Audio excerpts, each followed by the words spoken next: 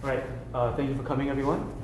This is a continuation of the Chris Speaker Series in Privacy.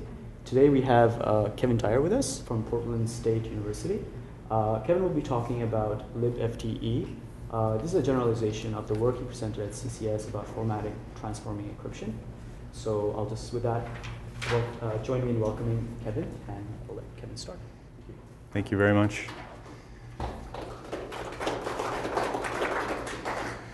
So the work I'll be talking about today was done in collaboration with Daniel Lukop, Somesh Jha, and Tom Ristenpart at the University of Wisconsin-Madison, as well as with my advisor at Portland State University, Thomas Shrimpton.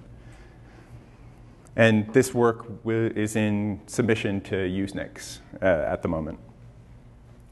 So format preserving and format transforming encryption have received a lot of attention recently.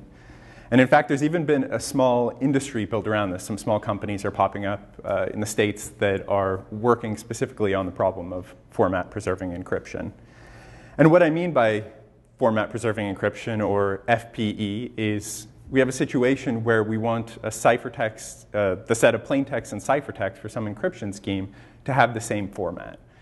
And the most canonical example that is in the literature every time FPE is brought up is credit card numbers.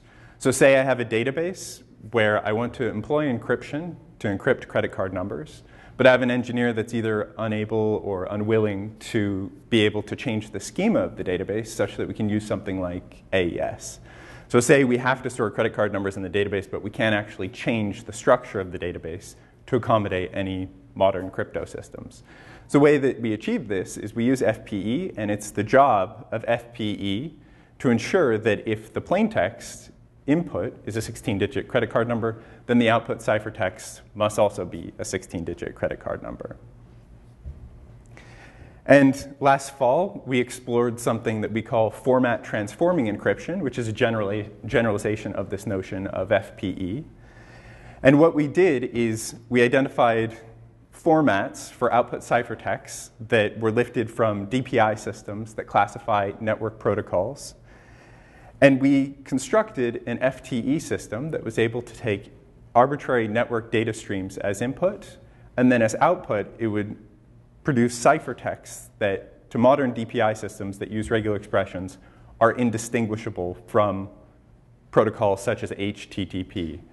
And the way that we use this is we took a protocol like Tor, which is censored in countries like China, and then we FTE encrypted it into ciphertexts that were indistinguishable to DPI systems from HTTP, as defined by how DPI systems use regular expressions to identify network data streams. So this is all well and good. We have a couple use cases for FPE and FTE, but throughout the course of this work, when we were looking at FPE and FTE systems, we kept coming up with new use cases that wouldn't it be cool to use FPE in this situation or FTE in this situation. And one example that we considered is in-browser encryption. So say we have something like an address book in Yahoo Contacts, and we want to be able to encrypt the data within that address book inside a browser client-side before we send it to Yahoo. What we have in this situation is we have multiple fields that are in the address book, which include things like first and last name, which have restrictions on length and the characters that can be used for those fields. We also have more restricted fields such as, say, mobile phone number, which is typically going to be a string of digits. If it's in North America, it's just going to be 10 digits long. We also have email addresses that have to have an @ symbol, a dot, and resemble something that looks like a valid email address. And if you try to submit data that doesn't conform to these restrictions in a Yahoo contact form, you get an error that says you must correct the format of the specific field that you've submitted before you can save it in your Yahoo address book. So we thought it would be cool to be able to apply FPE in a situation that's a bit more extreme than the database situation, to be able to have privacy from a remote service that's storing data that would normally be in the clear. Then as another thing that we thought would be cool is being able to use format transforming encryption to be able to perform simultaneous compression plus encryption. And what I mean by that is that for the set of all 16-digit credit card numbers, we can actually compress that into a subset of the set of 7-byte strings.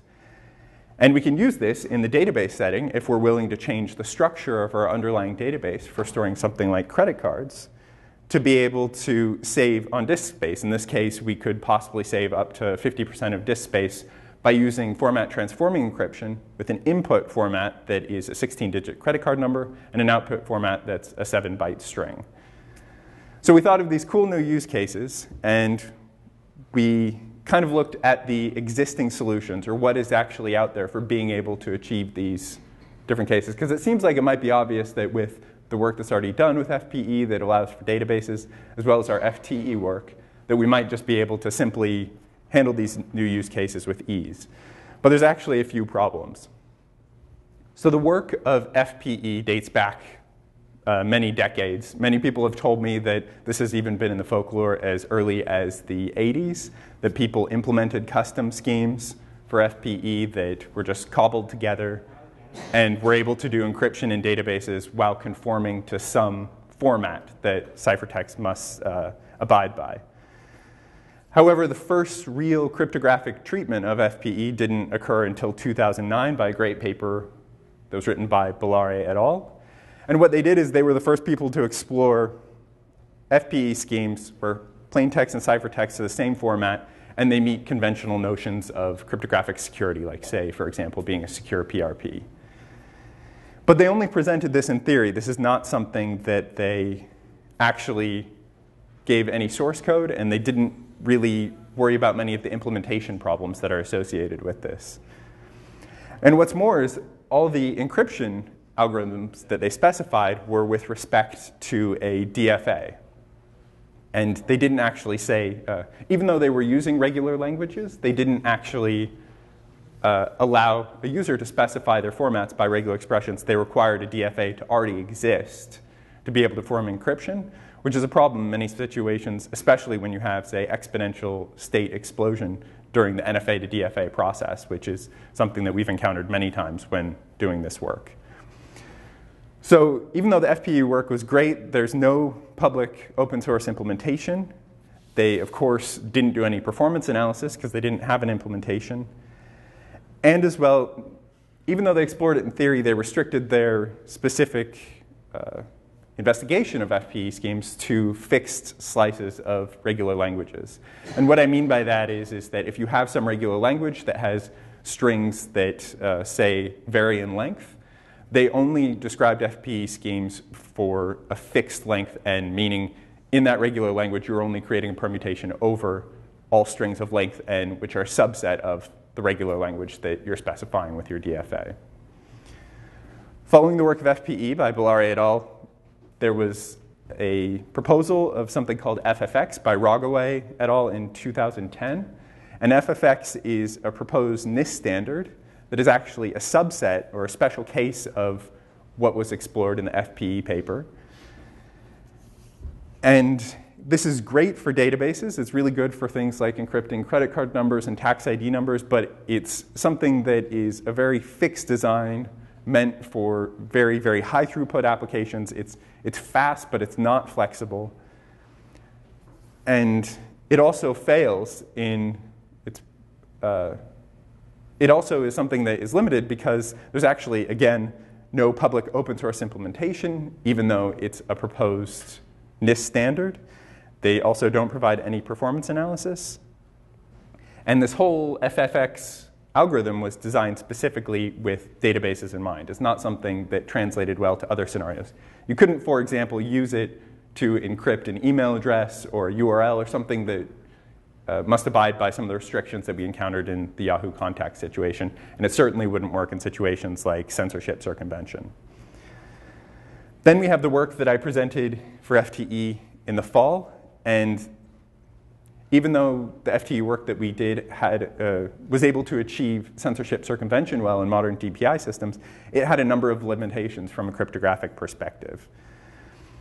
For example, we only explore a special case of FPE. We don't actually allow a user to be able to control the input formats.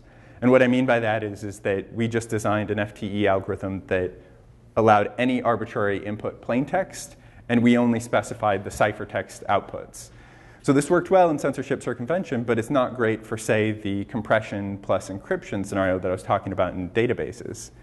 And we also used DFAs to define our encryption. We tried to have a bit more discussion around regular expressions, but really the encryption algorithms we presented were limited to DFAs to describe the format sets for both the input plaintext and, or at least the output ciphertext. And our code is open source for FTE, but the actual FTE primitive itself is buried deep in the project on GitHub. And if someone just wants to use the FTE primitive in its own right, it's actually quite challenging and would take a lot of work to extract it from the current project and use it in isolation. And what's more, we analyzed the performance of the FTE scheme, but we didn't provide a performance but that was within the context of the larger application. And we didn't actually analyze just the primitive itself in its own right. And we also only explored regular expressions that were relatively simple. And as one example of the obstacles that we encountered, we played around with a lot of intuitive regular expressions, but because we had to actually use the DFA representation of the actual regular languages to be able to perform encryption, we encountered a number of scenarios where a lot of memory was used to be able to use our FTE scheme.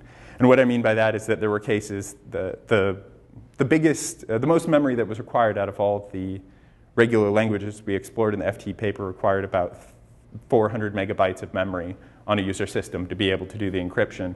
And we also encountered lots of other regular expressions that seemed relatively intuitive, but ended up using more than a gigabyte of memory on a user machine, which is completely unacceptable for pretty much every deployment scenario. So as a summary of what we have in terms of being able to achieve the 4 use cases that I discussed initially for different FPE and FTE scenarios, we have a number of solutions in theory that are able to apply to these scenarios. We actually don't have a solution even in theory for the database compression plus encryption scenario. And in terms of off-the-shelf solutions that we're just able to take and use for these use cases, we're sorely lacking. So really what we have is only some solutions in theory or not at all. And what we need to satisfy our use cases is a library that's able to satisfy these specific use cases. And what's more is we wanted something that's easy to use, that we can just take and be able to apply all these different scenarios and not have one-off solutions for each case. And most importantly, we wanted something that we could share with other people that led engineers to make good security decisions when deploying FPE and FTE schemes. So we started from this point, and we then created a wish list of things that we wanted in an FPE/FTE library. Foremost, we wanted it to be the case that we no longer have this problem with DFAs and using the DFA representation for specifying input and output formats. So we want it to be the case that it works much more like traditional, say, network monitoring equipment or how regular expressions are used in many programming languages, that you can just specify some regular expression and you don't necessarily have to worry too much about what's going on under the hood. It's not like, say, some regular expressions were just a bit slow. It's that we encountered many cases where there's just catastrophic failures, that the system didn't even work if you chose the wrong regular expression. And we found that that's unacceptable to have engineers have to deal with that case and have a very intimate understanding of what's going on under the hood. So we want it to be the case that we can allow a user to define a regular expression that describes the input and output sets for the encryption schemes, and they don't have to worry about what's going on. And we also have to have it such that an engineer using this library has the ability to control both the input and output set, which is not something that was previously explored. And it must be a generic framework. We didn't want it to be the case that we created one-off solutions for each scenario. We wanted just one library that did a good job in all situations. And most importantly, it must be high performance. It can't have serious performance bottlenecks. And it must be publicly available and something that we're able to share and is open source such that people actually use it. So this was definitely more than just an implementation exercise, and there was a lot of fundamental algorithmic problems that we had to solve to be able to achieve this library and be able to construct the libfte library to be able to provide as a toolkit for engineers for FPE and FTE. So in terms of the challenges that we faced, what we have is we have a set X and a set Y. And what our objective is we want to create, and it's important to note that the set X and Y are defined by some user, that they specify a regular expression, R sub in, and a regular expression, R sub out, which define the input and output format sets. And what our goal is to be able to define an encryption function that maps points in the set X to points in the set Y. And it, of course, also has to be reversible, that there's some decryption function that is able to recover a plain text given a ciphertext. But there's a number of questions that already surface even in this very basic example. For example, what if the set X is bigger than the set Y? Then we have a problem because this is essentially a compression function, which isn't going to, which is not going to allow us to recover the plain text for some ciphertext. And we also have a question of, say, how do we perform randomized encryption? How do we ensure that every time we encrypt something that the encryption is reversible? And as well, what about security and performance? How do we guarantee that we have all the traditional security guarantees that we would want from an encryption scheme, and also have performance that doesn't detract people from using this system?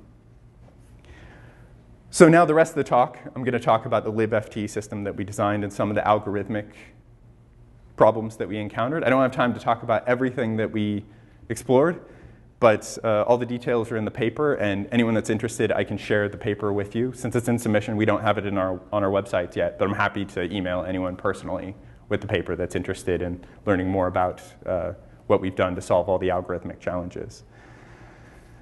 So the first thing that I mention is that we want it to be the case that formats can be specified by a regular expression. So that's the first feature that I'm going to look at in terms of what libfte provides. So I kept mentioning DFAs and how DFAs were actually a problem in some of the previous FPE and FTE constructions. That if we have a really large DFA, it can result in a large memory footprint, and as well and so it can be actually too cumbersome to be able to perform encryption with these large DFAs. So what exactly do I mean by that? We use DFAs to do something called ranking of regular languages. And what ranking is it's the process of, given a string in a regular language, the rank function takes that string and outputs an integer I, where the integer I is the order of that string over some total ordering of the language. And the unranked function is the inverse of that. Given the integer I, it will recover the string in the language that's the ith string in the total overall ordering. But as I said, there's problems with this, that the regex DFA conversion can be an issue, and as well, to be able to perform this in the way that Goldberg and Sipser described in their 1985 paper, it actually requires, in addition to the large DFA that may be in memory, it requires substantial memoization tables, which can take a very large amount of memory. And oftentimes, those memoization tables were the bottleneck in terms of the memory footprint, and not just the DFA itself. So how do we actually use this DFA ranking to build an FPE or FTE scheme? So in constructing our pipeline, we want to be able to have an encryption function that maps strings in the regular language X to strings in the regular language Y. And we do this by having two intermediate sets that I'm going to call Z sub X and Z sub Y. And we use this construction, which is called the rank encrypt unranked construction for obvious reasons. And it was first suggested by Bellare et al. In the 2009 FPE paper. I don't know if it was actually suggested anything before that, but that was definitely the first time that it was looked at in depth. And what happens in this mapping is that we take a string X that's in the regular, a string in the regular language X, and the rank function maps that into an integer in Z sub X. Then it's the goal of the encrypt function to then map a point from Z sub X into a point Z sub Y. And then it's the job of the unranked function to map the point in Z sub Y into a string that's in Y. So now we have a mapping from strings to X into Y. And it's also the, so that's so this is what the mapping pipeline looks like in terms of the intermediate sets that we use to be able to do encryption from the set X to the set Y. In terms of the encrypt function that we have, E sub k, what we have is that it's the goal of that E sub k to be a PRP over a set Z sub n, which is actually larger than both the set Z sub y and Z sub x. And what we do is the permutation over Z sub n is going to give us a mapping from the points in Z sub x to Z sub y. But we have a problem here that since we're actually doing our encryption over the set Z sub n, which the reason that we do this is because in some cases the size of the set x and the set y might actually be some awkward number, say it could be a prime number or something like that. We're able to do encryption efficiently over set Z sub n where, say, n is a power of 2. So that's why we have this specific construction where we're doing the encryption over Z sub n, and it's we use a variable input length block cipher to do that encryption because it's much easier to do that than it is over, say, just specifically within the sets Z sub x or Z sub y. But we have a problem in this setting because it's not actually the case that we're always going to be able to map something directly from Z sub x to Z sub y. And what we may encounter is that a point after we encrypt might actually be in Z sub n and not be in either Z sub x or Z sub y. So what we use is a technique called cycle walking, where we imply the encrypt function multiple times until we reach the condition where we have a ciphertext that is actually in the set Z sub y. And this cycle walking notion, it's been around for a while, but it was explored first in the context of FP by Bellari et al. In the 2009 paper that I keep mentioning. So this is relatively straightforward. So when we have the DFA case, it's actually quite easy to build FPE and FTE schemes.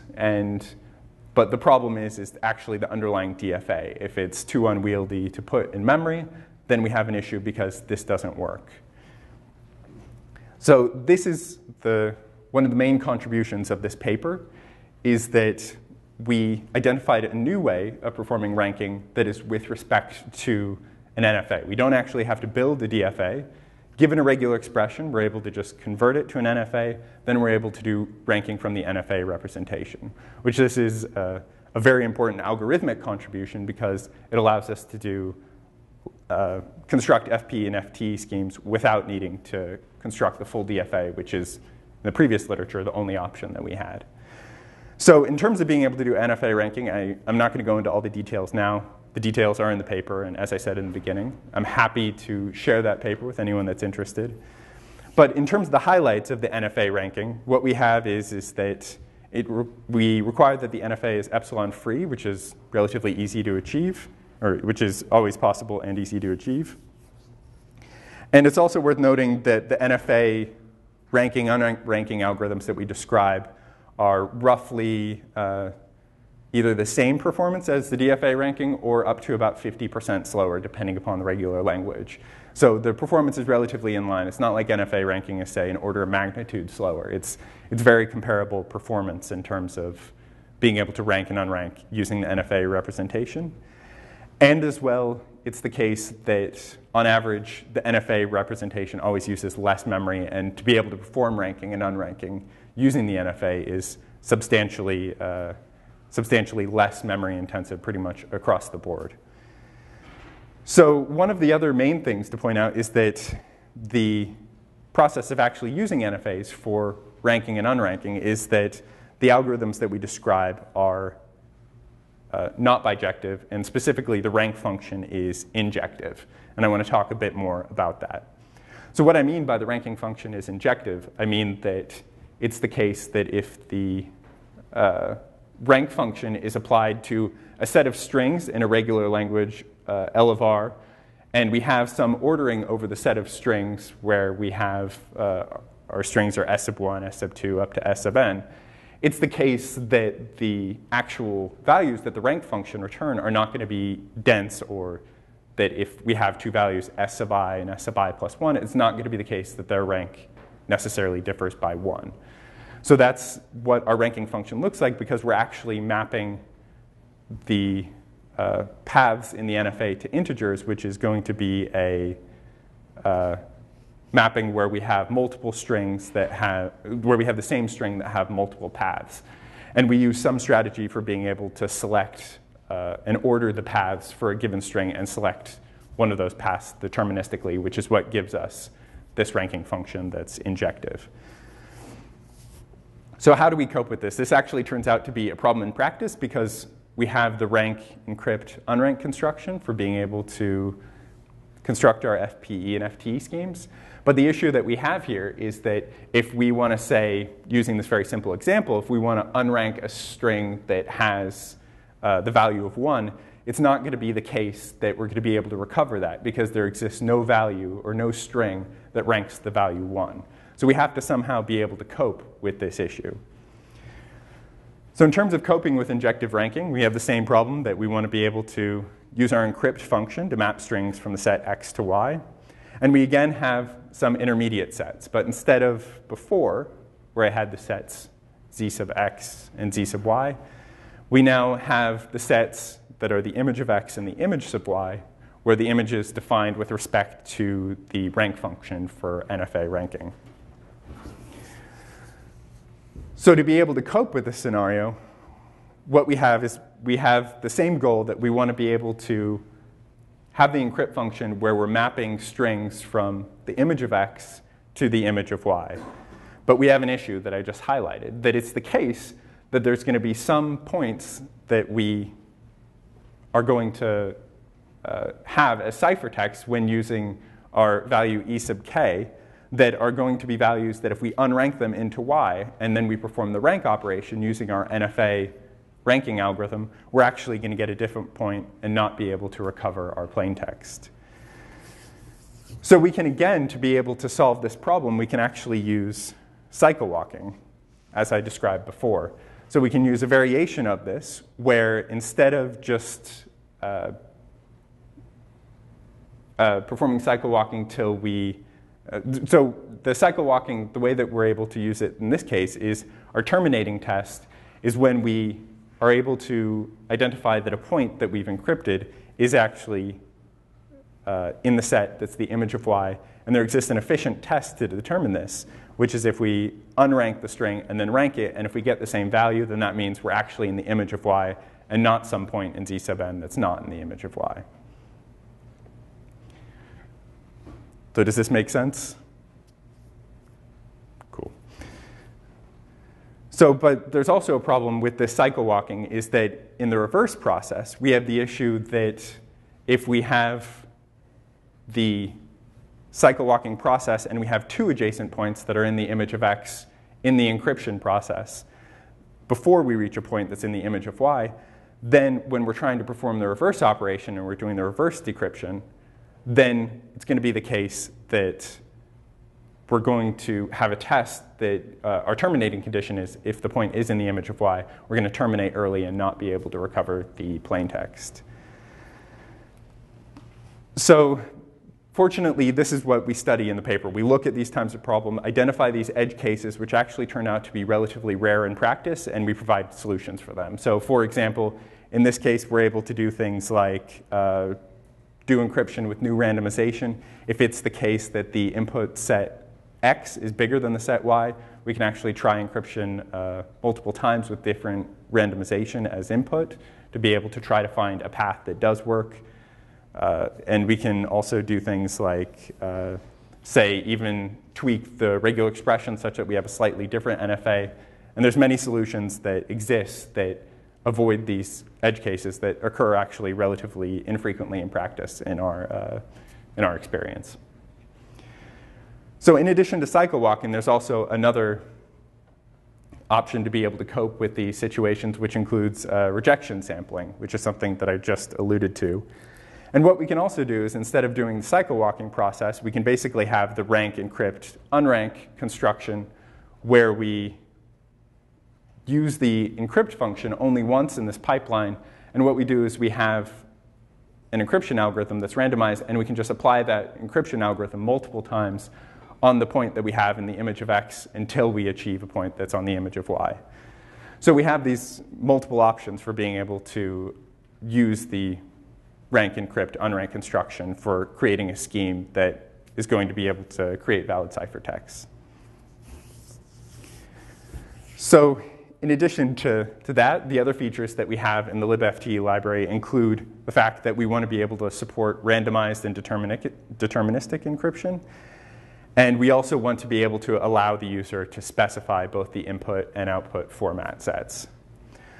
So to be able to do this, we wanted to be able to construct a modular framework that allowed for that kind of looked at all these questions and were able to build a construction that meets multiple scenarios, meaning be able to cope with the case that if the input and output format set are either the same, they're preserving, or different, they're transforming, that this is also able to handle both deterministic and randomized encryption, and also a construction that's able to handle both NFA and DFA ranking for the input format as well as the output format, and to not necessarily have to have a symmetry between the two formats and the ranking algorithms that we use. So we build this modular framework for being able to essentially plug in the different components of rank, encrypt, and unrank algorithms, as well as this box that I say is valid, which determines, say, if we're using cycle walking versus rejection sampling. And we have many different ways, and we have many different combinations of how we can plug in different options for being able to use these modules in our framework for determining what algorithms we're using under the hood to build an FPE or FTE scheme. So we also created with this a taxonomy to be able to describe the different schemes and what modules we're plugging in to this framework to be able to, and the taxonomy describes the different types of constructions that we have within the context of this framework.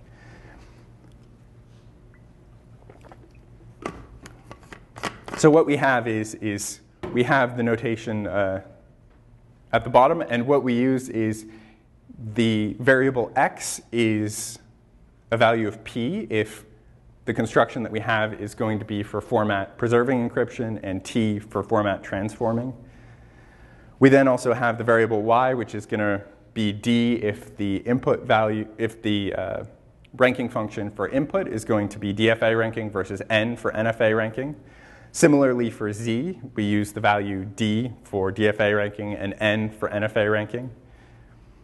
And we also have the $$ that's optional notation that determines whether or not our encryption is either randomized or deterministic. So in the taxonomy that we build up in the paper, an example of how we use this is that we would say a T-DN $$ scheme is a format transforming scheme that uses DFA ranking for the input, NFA ranking for the output, and is randomized. So this taxonomy is actually helpful for describing what previous papers have looked at, what we've introduced that's new in terms of different types of schemes and our generalization, as well as being able to apply these different types of schemes to the different use cases that we're concerned with. And finally, one other thing that's important about the libfte library that's a very important practical contribution to ensure that this library is usable, which is one of the things that I've stressed, is that we provide a command line configuration assistant. And what I mean by this is that we have a command line tool that you're able to specify both your input and output format. Then under the hood, what this command line tool does is it runs a decision tree algorithm to look at the input and output formats and be able to restrict what FTE or FPE schemes you might be the most interested in. And it will output a suggestion as to which of the schemes that we have would be most appropriate for the input and output formats that you've specified. So the whole goal of this is to take a lot of the algorithmic choices away from, say, an engineer that doesn't want to worry about, say, NFA versus DFA ranking, and to hopefully make it easier for them to be able to construct different types of FPE and FTE schemes. And what this does is, under the hood, it's doing actually a whole battery of tests against these schemes to possibly detect cases, maybe if encryption fails for the specific construction with some non-zero probability, or how much time is spent in the whole encrypt function versus unrank or rank functions. So what this does is it's able to do a lot of internal decisions to try to highlight what might be the most appropriate scheme for a user that has specific formats in mind for the input and output. So now that I've described the libfte library, I want to go back to, What's the difference between those two cases? The cases here. It's T-ND versus T-N. Between the left or the right? Oh, sorry. The left case would be an error. So that would be, for example, if you have, say, an input format that you specify that is a set that's much larger than the output format. Right, but it looks like the input formats are the same in your two examples. Oh, right. That's an error. That's a copy and paste error. Yeah.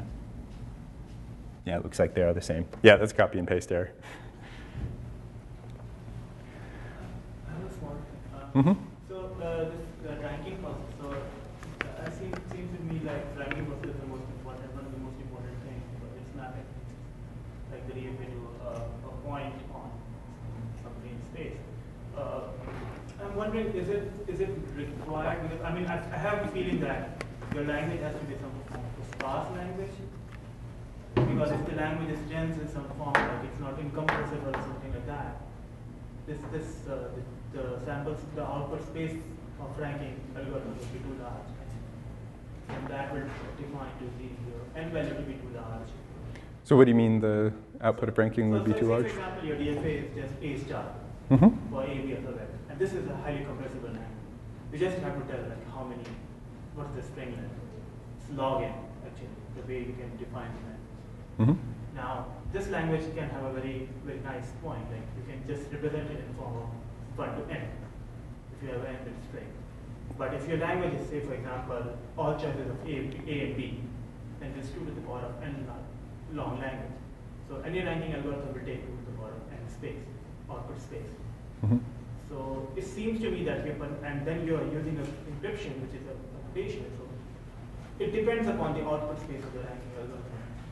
Right, so if you're saying that if you say choose a language where you have a sparse language, then right. This thing will be automatically very fast. Right, and that would be the goal of the configuration assistant, is that's one of the things that we would have, say, if you specify some, like an input and output format that you just described, then it would be the case that the configuration assistant would tell you that it tried to actually construct the scheme and do encryption, and that it failed because it timed out when, say, it was able to build the DFAs but not able to actually perform encryption for some reason. So that's the whole goal of the... Why would it take exponential space? No, I'm just saying that if you have A, B star, A or B star. All choices of A, B star. So you can have an input which is, so when you're ranking out the output of a DFA to a point on the space. That's what I understand. So the point on the space that defines your Zn or the X thing. X is a subset of Zn, right? Yeah. Zx is a subset of Zn. Now here X will be all the strings that are possible. So it is 2 to the power of n strings that are possible. But you're only outputting the index of that. Yes, but the index, you need to specify which bit you're using. I'm just thinking in form of, say, Kolmogorov complexity. You need to represent that as string. And you cannot compress it anyhow smaller. If your language is not incompressible. So you need n bits. Yeah, so I'm just saying that if we restrict our attention to a sparse language, which are more likely to occur than this type of language, then probably we can have a very nice speed. That's one of the things that the solution I have. Like, don't think about all sets of possible languages. Just think, okay, let's think about the sparse languages. But one of the sets that you used in the CCS work, the input language was all bit strings, right? So that language surely works. I mean, it will work, but it will be very inefficient. That's what I'm trying to say. Like, I mean, is it why? To compress and to rank an n bit string, you just output that n bit string. Nothing blows up exponentially. No, but your size of x is the size, right? You're ranking an element of the DFA to a x, say your real line, an integer line. Yeah. So you're mapping it to a point on the integer. Point on the integers. And if you have an n-bit thing, you have to take 2 to the power of n integer points, right? Yeah, but you don't output all of them. You output one of them. So you only need. Oh, okay. That's why I missed. Okay. Okay. Okay. Sorry. Okay. Right, so now that I've described the libfte library, I want to go over the use cases that I presented at the beginning and how it helps us in these use cases to achieve our original goals. So what we have is we explored database encryption, which is one of the most canonical uses of FPE. And what we did is we used the PostgreSQL and we used the PG bench utility, which is a utility for benchmarking PostgreSQL databases, and we created 4 configurations under which we ran this utility. And it's important to note that the utility, what it does is it creates like a sample banking application that has customers at the bank, various bank branches, tellers, and accounts with balances. And we had a configuration with 1 million customers, and our goal was to be able to protect the account balances using encryption. So what we did is our first configuration was using no encryption, just using the PG bench utility in its default configuration, which had 3 benchmark or 3 different transaction types that it tried that had various writes and reads. And the metrics that it used across its 3 benchmarks were the number of thousands of transactions per second. So we have our baseline that uses no encryption. Then we have the use of AES for being able to encrypt just the single account balances, and we had to change the underlying structure of the database to be able to achieve this. And each write to the database required 1 AES call, each read required 1 AES call to recover the underlying account balance. We also used PG Crypto, which has an authenticated encryption scheme that we, again, had to change the structure of the underlying database, and we use this to protect all the account balances. And finally, we have our FPE encryption, that what we did is we have our input format and output format was the set of all possible account balances. And we were able to, and if we look at this in terms of comparison to the AE scheme that they use for PG Crypto for protecting the database, the performance was roughly the same. And we noticed that both of these schemes were a bit slower than AES just used in isolation. And that's because, for 2 reasons. One is that there's still a bit of improvement for optimizing the libfte library, and we definitely think we can get it much faster than the AE configuration. But also, in FPE, we're currently using FFX under the hood as our variable input length block cipher, which actually makes 10 AES calls per invocation of the FPE algorithm. So we think there's both algorithmic optimizations that we can possibly use to achieve faster encryption with FPE, as well as being able to just do more general optimizations to the library itself. Then for the encryption plus compression setting, what we did is we extended the schema for the simple banking application for the PG bench utility. And for every account, we added a credit card number. And then we still have the configurations that we have in the previous setting, which we do the same thing, but we're encrypting the credit card number that's associated with the account balance. But what we have is we've introduced a new configuration called FTE in this table.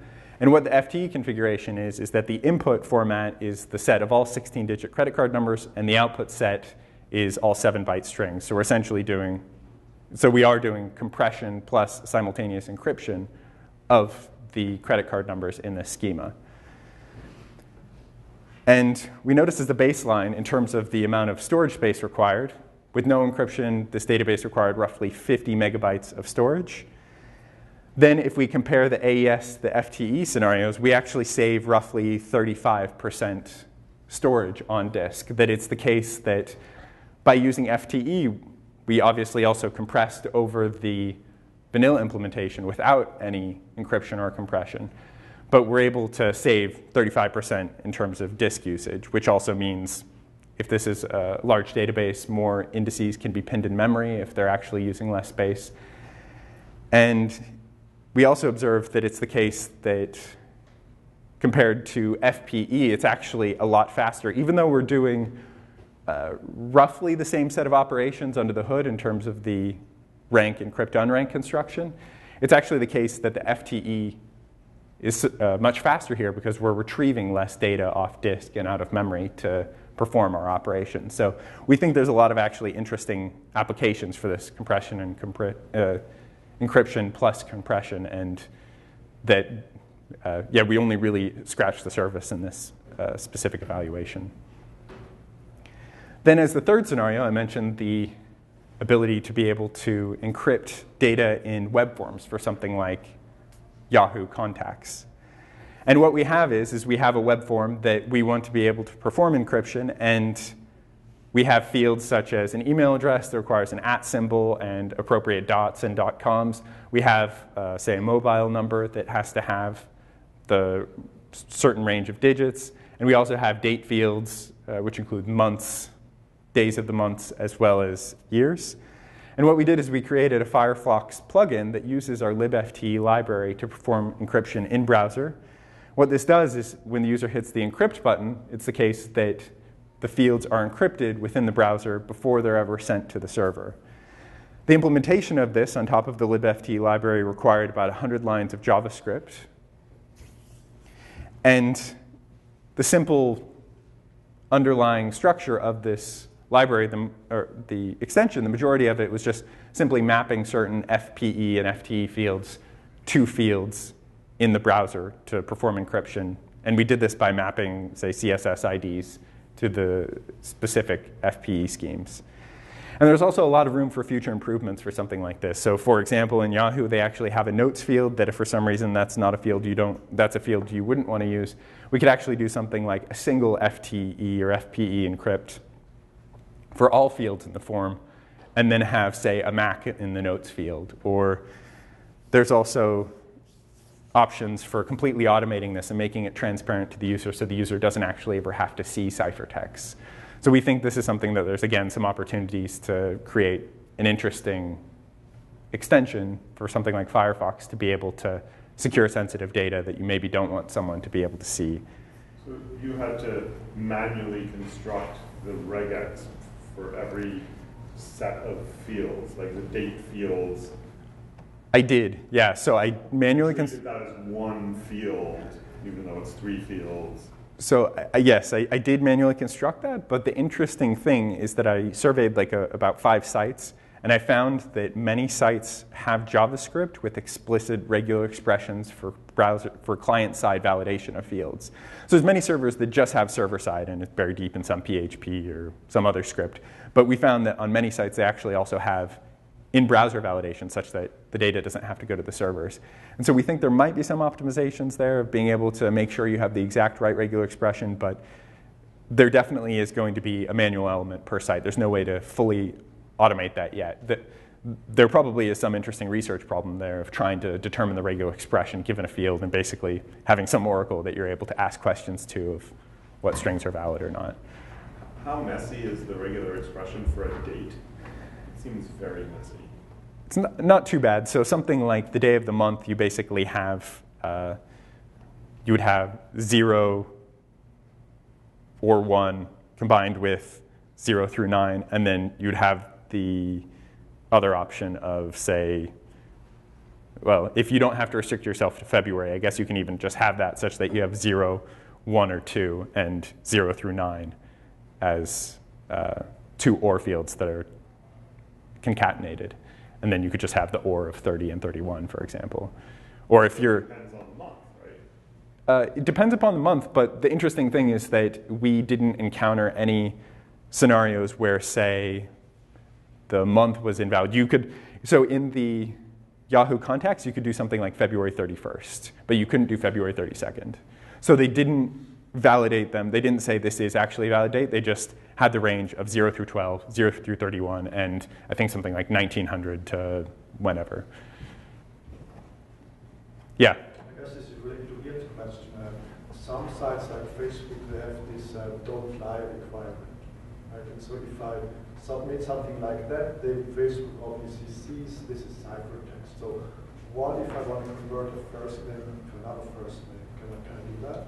Yeah, that's a very interesting question. We haven't explored that level of fidelity for being able to specify the output ciphertext, but we think that there are a lot of interesting questions here, and that's one of the things that we were wondering is how easy would this be for Yahoo to detect? And I think there's some interesting open research questions there of determining better ways to make this look less suspicious, or even how to detect this. I mean, I wonder if it is possible to create some algorithm that detects things that look like this in Yahoo contacts, because there might be some pretty weird contact information out there that people have. Yeah? I'm just wondering, in the middle name, it allows a slash? Yes. So there was some interesting stuff that we were able to surface from this in terms of the different characters that they allowed in the fields. Okay.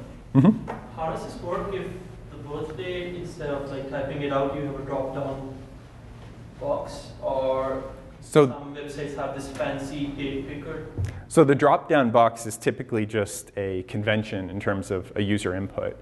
And what that then translates to when you press the submit button is that's still going to be some data structure, JSON or HTTP post. Intercept that when it's about to be submitted, or? Yeah, or you can actually, in many cases, you can use something like, you can also adjust those values in JavaScript. So we were able to, with dropdowns, adjust the values in JavaScript, and it was not a problem. So frameworks like jQuery allow you to modify dropdowns as well. And how does the reverse process work? I mean, if I'm visiting this page again, how do you like reverse? We have a decrypt button that once you go to this page again, you're able to hit decrypt. And either when you're on the edit page or just the view page, it automatically decrypted all those values.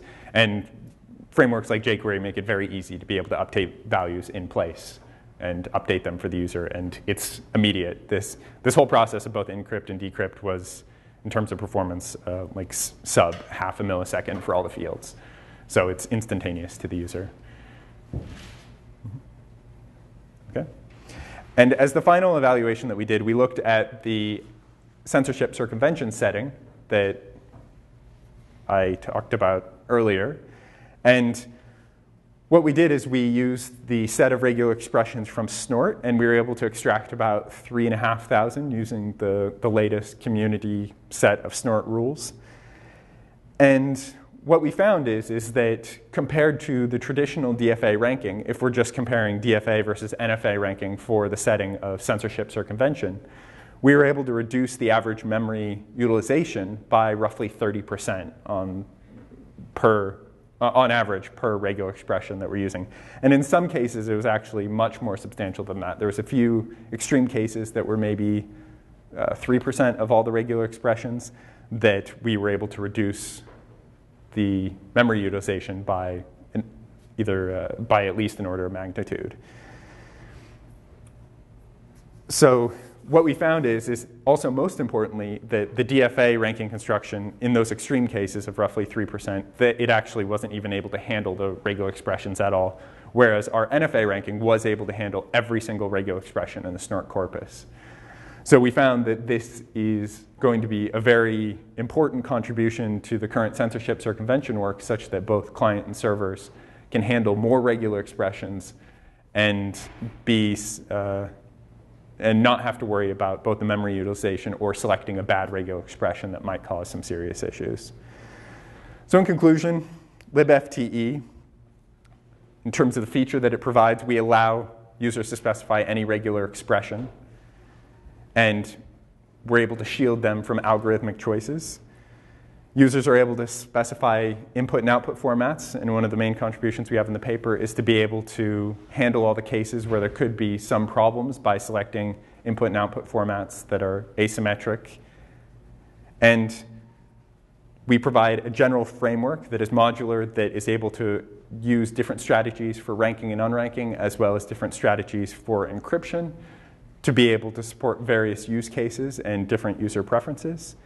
And most importantly, we're going to spend some work after this paper, we're spending time now making sure that this library is high performance and publicly available, and that we have an API in both Python and C++. And I'm already talking to people at Google because they have a lot of interest in this, and we're taking requirements from people that are interested in using this library, and we're going to dedicate time to make sure that it's something that's actually used in practice and that people care about. That's it.